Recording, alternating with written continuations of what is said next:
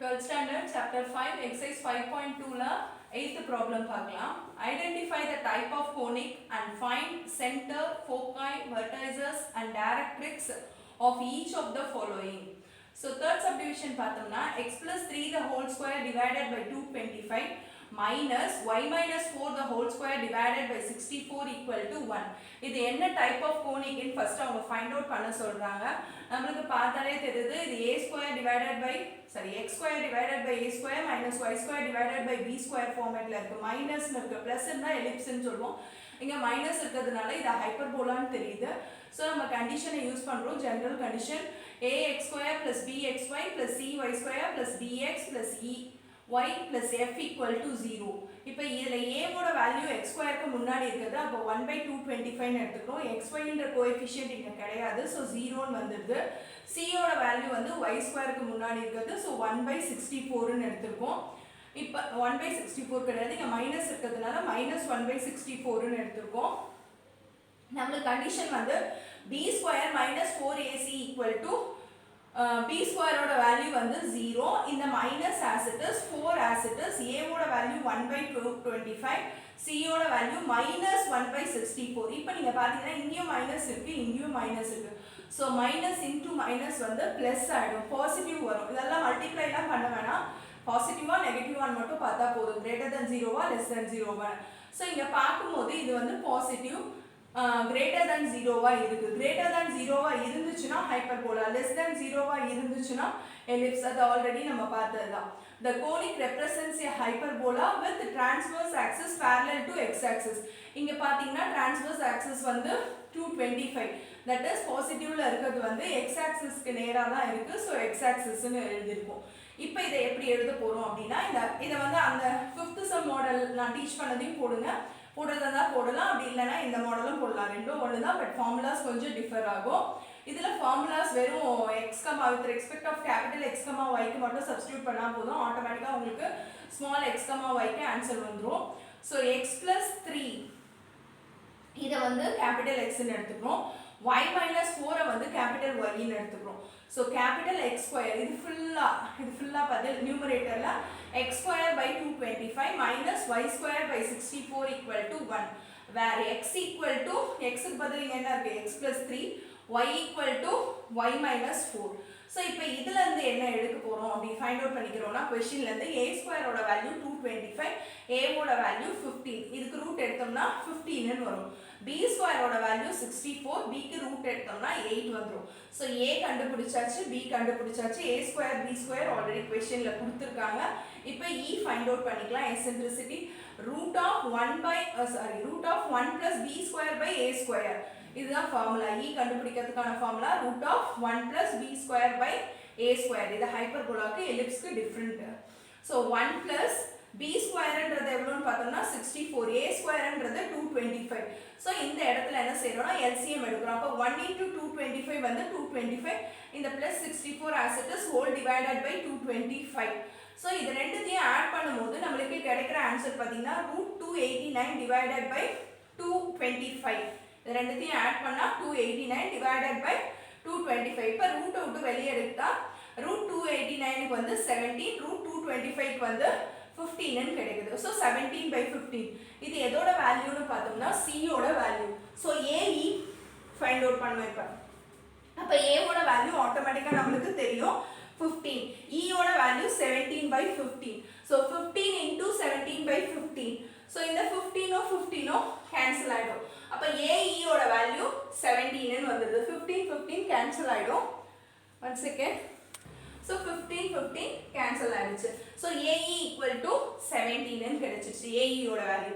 இப்போ a/e க்கு value கண்டுபிடிச்சுக்கலாம். a ஓட வேல்யூ 15, e ஓட வேல்யூ 17/15 ன்னு ஃபைண்ட் அவுட் பண்ணிருக்கோம். அதை கீழ போட்டுருக்கோம். இப்போ இத ரெசிப்ரோக்கலா மாறிடும் டினாமினேட்டர்ல இருக்க பார்ட். அப்ப 15 into 15 வந்து 225, இது 17 as it is. so a/e யும் ஃபைண்ட் அவுட் பண்ணியாச்சு.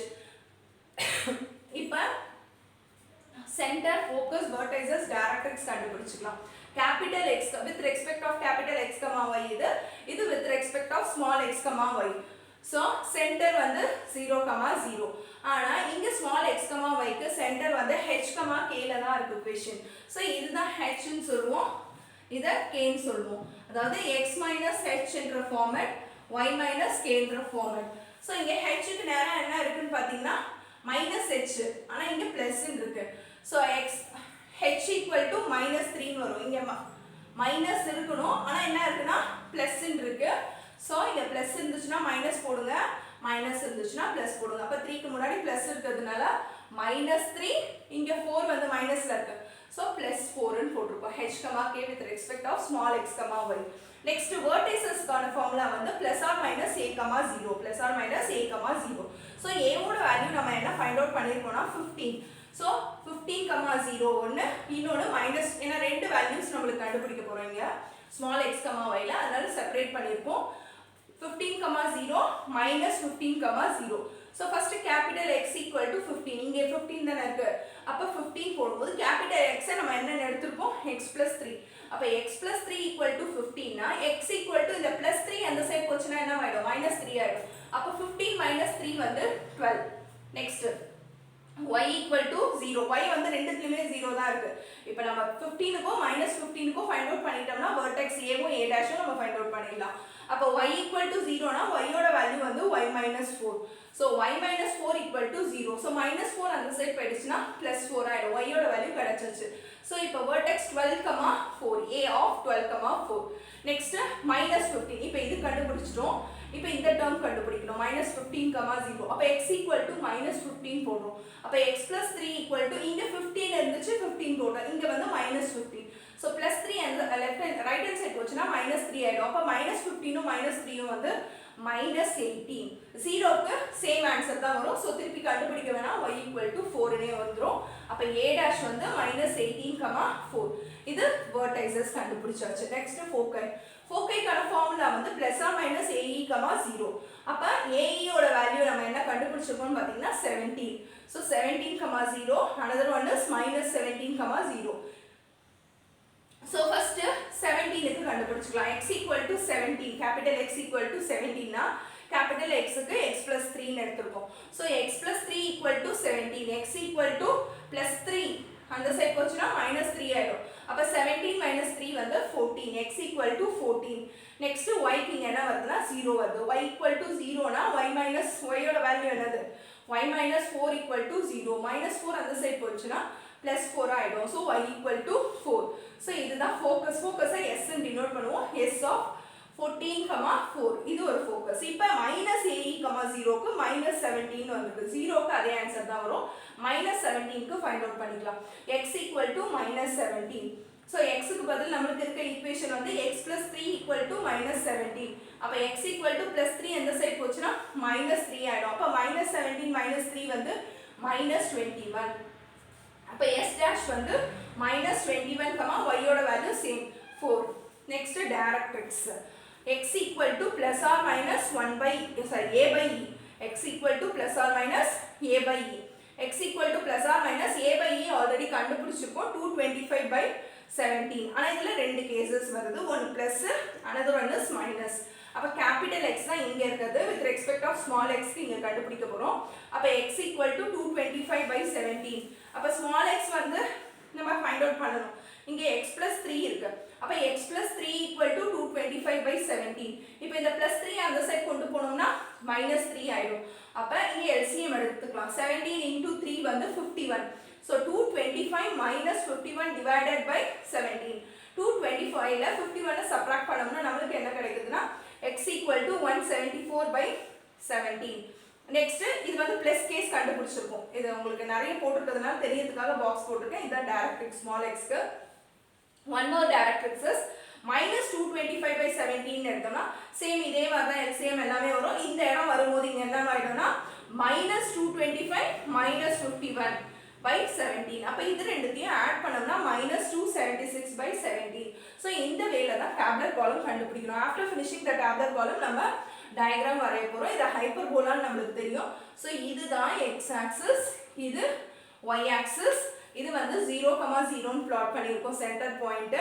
இப்போ நம்மளுக்கு ஹைப்பர்போலா டிரா பண்றதுக்கு முன்னாடி சென்டரை செக் பண்ணிக்கலாம். -3, 4 சென்டர் வந்து -3, 4ன்றது இது x ஆக்சிஸ். அப்போ இங்க -3 இருக்கு, இங்க 4 இருக்கு. அப்போ -3, 4ன்றது இங்கே தான் நம்ம பிளாட் பண்ணியிருக்கோம். இதுதான் சென்டராக பிளாட் பண்ணியிருக்கேன்.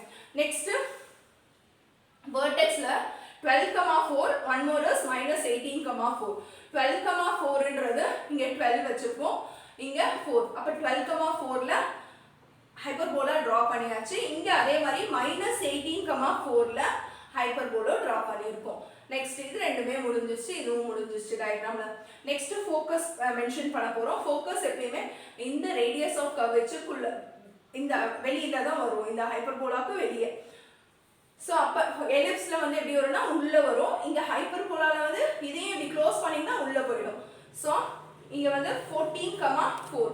அப்போ 14,4 14,4ல ஃபோக்கஸ் 1, எஸ் டேஷ் வந்து -21,4 இங்கே பிளாட் பண்ணியிருக்கோம். நெக்ஸ்ட் வெர்டைசஸ்னு வரும்போது x equal to 174. So X ஆக்சஸில் 174/17 பிளாட் பண்ணியிருக்கோம். ஸோ இந்த ஹைப்பர்போலாக்கு முன்னாடி ஒரு கோடு போட்டிருக்கோம், அதுதான் டைரக்ட்ரிக்ஸ் 174/17. அதே மாதிரி இங்கே சென்டருக்கு அப்புறமா வரும், சென்டருக்கும் ஹைப்பர்போலாக்கும் மிடில் வர்றது டைரக்ட்ரிக்ஸ். அது வந்து நம்மளுக்கு எவ்வளோ வருதுன்னா -276/17. That's all.